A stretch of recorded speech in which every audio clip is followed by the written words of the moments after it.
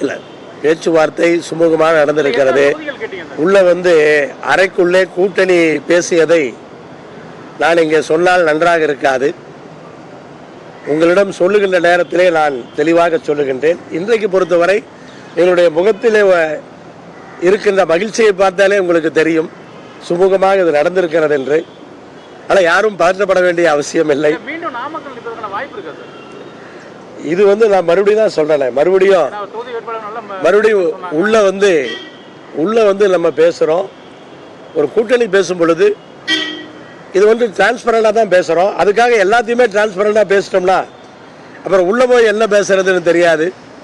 நான் ஏதாவது பேசியிருப்பேன், நீங்க கேட்குற கேள்விக்கு நான் பதில் சொல்லி அந்த பேச்சுவார்த்தைகள்ல இதுதான் இவன் ஆசை போல இருக்கு அப்படிங்கிற மாதிரி முடிவாயிடக்கூடாது. அதனால் அது அந்த விஷயத்தில் மன்னிக்க வேண்டும். ஆனால் இன்றைக்கு மிக அருமையாக முடிந்திருக்கிறது.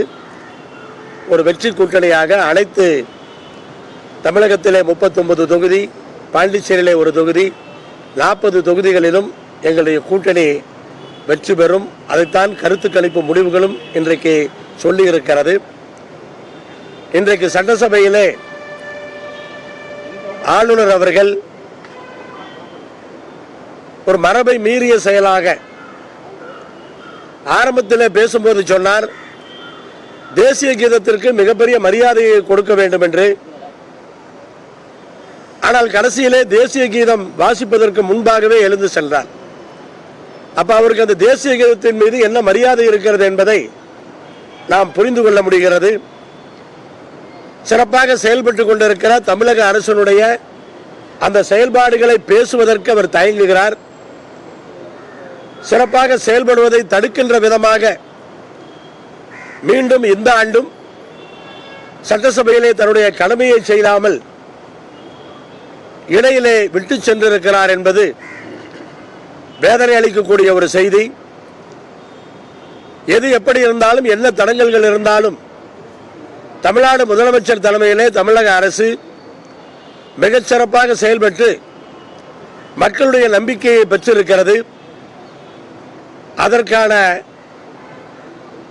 முடிவுகளைத்தான், மக்களுடைய அந்த எண்ணங்களைத்தான் கருத்து கணிப்பு முடிவுகள் இன்றைக்கு தெரிவித்திருக்கின்றன. தமிழ்நாடு அரசினுடைய செயல்பாடுகள் சிறப்பாக இருக்கிறது என்பதற்காகத்தான் அனைத்து தொகுதிகளிலும் எங்கள் கூட்டணி வெற்றி பெறும் என்ற கருத்து கணிப்பு வெளியாகி இருக்கிறது. நாங்கள் ஆளுநரை கேட்டுக்கொள்வதெல்லாம், ஆளுநரை இயக்குகிற ஒன்றிய அரசை கேட்டுக்கொள்வதெல்லாம், எங்களை செயல்பட விடுங்கள், இன்னும் பல மடங்கு நாங்கள் முன்னேறக்கூடிய அந்த வாய்ப்புகள் இருக்கிறது, அதில் தடங்கல்களை செய்யாதீர்கள்.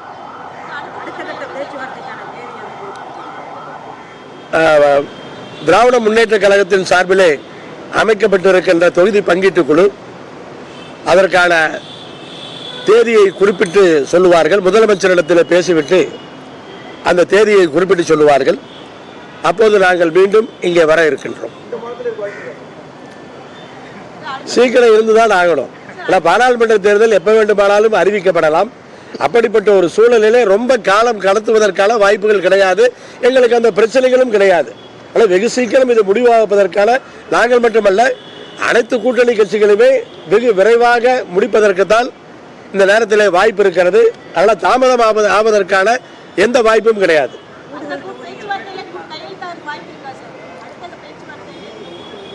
அதான் ரொம்ப பாசிட்டிவா இருக்குன்னு சொல்லிட்டேன்.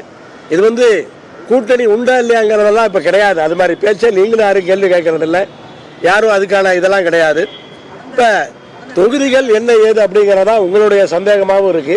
ஆனால் எல்லாம் பாசிட்டிவா போயிட்டு இருக்கு. வெகு விரைவிலே முடிக்கும். கொடுத்தோம்னா சொல்லிடுறேன்.